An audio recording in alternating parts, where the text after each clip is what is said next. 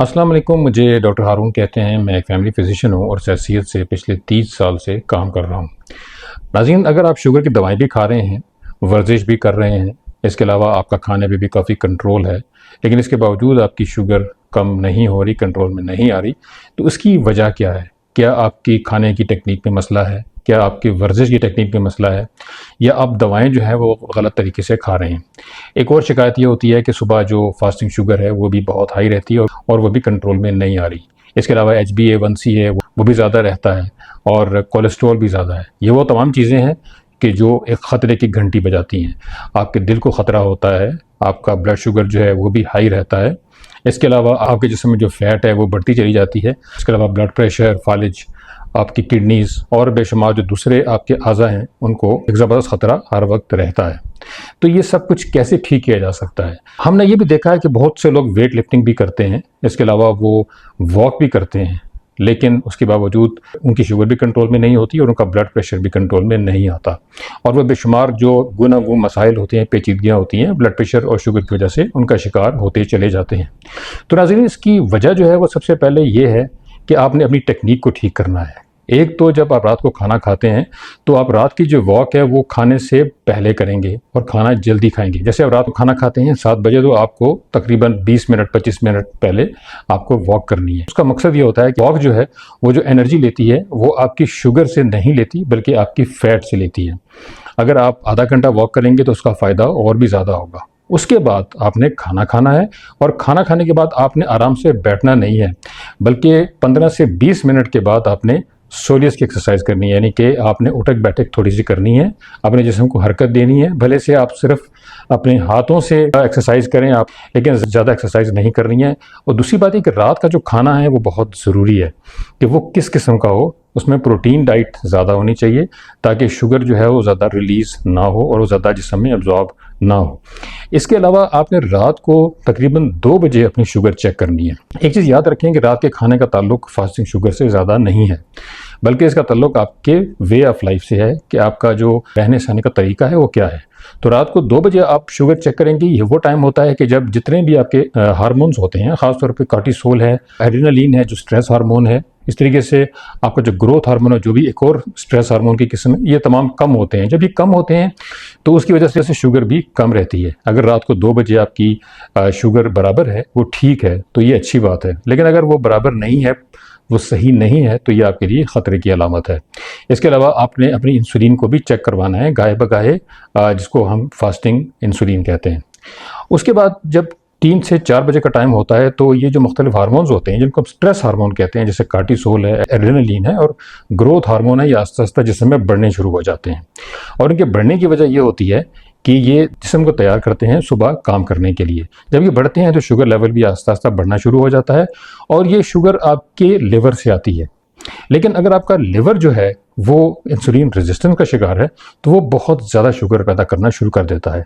उसकी समझ में नहीं आता कि उसने कितना ग्लूकोज पैदा करना है, क्योंकि इंसुलिन का उस पर असर होता नहीं है, उसमें इंसुलिन रेजिस्टेंस डेवलप हो चुकी होती है। तो इसके लिए ज़रूरी है कि आप सुबह दोबारा से हल्की वर्जिश जो है वो करें।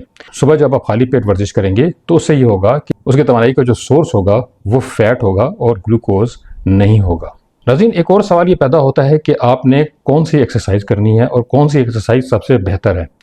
एक चीज़ याद रखें कि अगर आप वॉक करते हैं तो वॉक का फौरी तौर पे असर होता है, क्योंकि वॉक में आपके जो मसल्स हैं, ख़ासतौर पे आपके टांगों के जो बड़े मसल्स हैं वो इस्तेमाल होते हैं। वो जब इस्तेमाल होते हैं तो वो पूरे जिस्म से शुगर को खींच के इस्तेमाल करना शुरू कर देते हैं, यानी कि वो एक स्पॉन्ज का काम करते हैं और वो शुगर को खून से निकाल देते हैं और अपने में खींच लेते हैं और उसके बाद उनको इस्तेमाल करते हैं। इसके साथ साथ सिर्फ वॉक काफ़ी नहीं है, बल्कि आपको जो रेजिस्टेंस एक्सरसाइज है, यानी वज़न उठाने वाली एक्सरसाइज, वो भी करनी है, वेट लिफ्टिंग। लेकिन इसके लिए ज़रूरी नहीं है कि आप बहुत हैवी वेट उठाएं। आप नॉर्मल डंबल जो हैं वो भी उठा सकते हैं। आप डंबल को ज़मीन के नीचे लेके जाएं, फिर उसको ऊपर लेके आएं, जैसे मैं उठा रहा हूँ, ऐसे करके, फिर इसको ऐसे करके।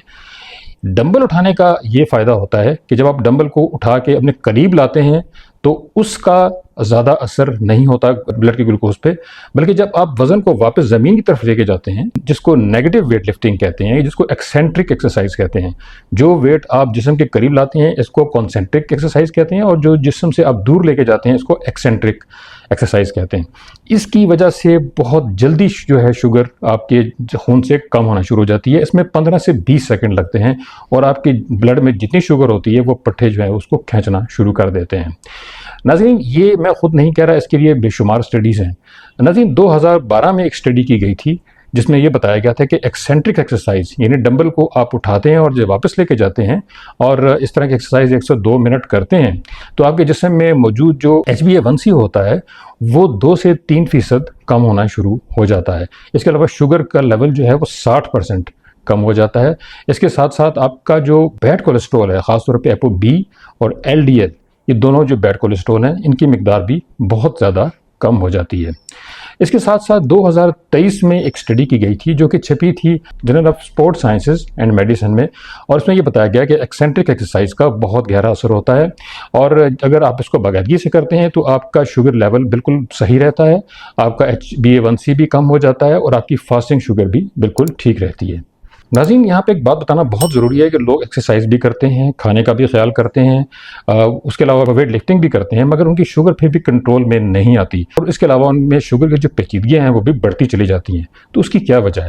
नाज़रीन, उसकी वजह यह है कि आप जब ट्रांस फैट का इस्तेमाल करते हैं, यानी कि फ़ैट की तकरीबन 7 किस्में हैं जिसमें सबसे ख़तरनाक जो है वो ट्रांस फैट है।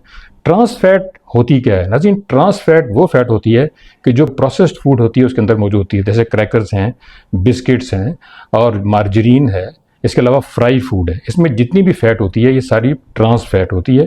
ये वो फैट होती है जिसको मुख्तलिफ जरासीम भी इस्तेमाल नहीं करते क्योंकि जानदारों का जिस्म इसको कंज्यूम नहीं कर सकता, इवन बैक्टीरिया भी इसको कंज्यूम नहीं कर सकते। इसके अलावा जो बेकरी के मुख्तलिफ आइटम्स हैं उनके अंदर भी ये बहुत ज़्यादा इस्तेमाल होती है। अब ये करती क्या है? नाज़रीन, जो जिस्म के खुलिया होते हैं उनकी जो ऊपर लेयर होती है, इसको मेम्ब्रेन कहते हैं, उसको ये डैमेज कर देती है। उसके अलावा ये पूरे जिस्म में जो इन्फ्लेमेशन, सोजिश है, उसको ये बहुत बढ़ा देती है। इंसुलिन रेजिस्टेंस को भी ये बहुत ज़्यादा बढ़ा देती है। और हमारे जो ऑर्गन्स होते हैं, जैसे हमारा जिगर है, हमारे गुर्दे हैं और इसके अलावा हमारी आंतें हैं, उन तमाम के गिर्द फैट को ये बढ़ा देती है और फैट के बढ़ाने की वजह से इंसुलिन रेजिस्टेंस में बहुत ज़्यादा इजाफा हो जाता है। इसके अलावा इसका जो सबसे ख़तरनाक एलिमेंट है वो ये है कि इंसुलिन की मकदार मुनासिब होने के बावजूद जो इंसुलिन का असर है वो हमारी बॉडी पे, यानी हमारे बॉडी के जो खुलिये हैं उनमें नहीं होता।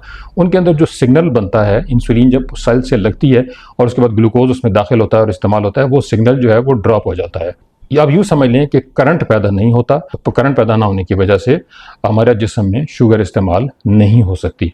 तो ट्रांस फैट बहुत ख़तरनाक चीज़ है, इसका खात्मा भी बहुत ज़रूरी है।